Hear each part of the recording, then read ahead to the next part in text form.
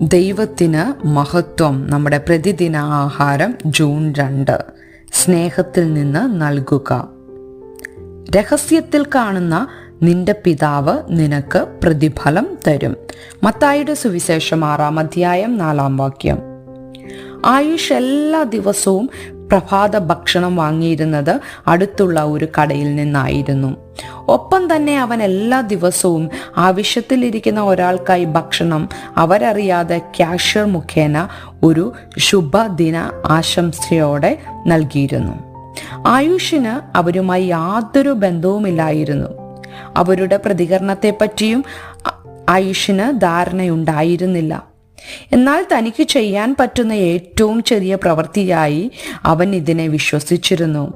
ആകെ ഒരവസരത്തിൽ മാത്രമാണ് അവന് താൻ നൽകിയിരുന്ന ഈ ചെറിയ സമ്മാനത്തിന്റെ സ്വാധീനം മനസ്സിലായുള്ളൂ. ഒരിക്കൽ താൻ ചെയ്യുന്ന പ്രവൃത്തിയുടെ സ്വാധീനം അവനൊരു ദിനപത്രത്തിന്റെ പങ്ക്തിയിൽ നിന്ന് മനസ്സിലാക്കി.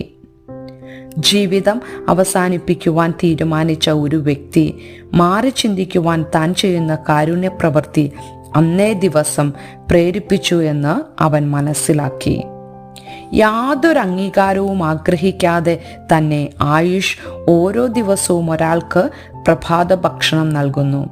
നീയോ ഭിക്ഷ കൊടുക്കുമ്പോൾ നിന്റെ ഭിക്ഷ രഹസ്യത്തിലായിരിക്കേണ്ടതിന് വലങ്കൈ ചെയ്യുന്നത് എന്ത് എന്ന് ഇടങ്കൈ അറിയരുത് എന്ന് യേശു പറയുമ്പോൾ ആയുഷ് ചെയ്തതുപോലെ നമ്മെ തിരിച്ചറിയാതെ നാം നന്മ ചെയ്യണമെന്നാണ് അവിടുന്ന് ആഗ്രഹിക്കുന്നത്.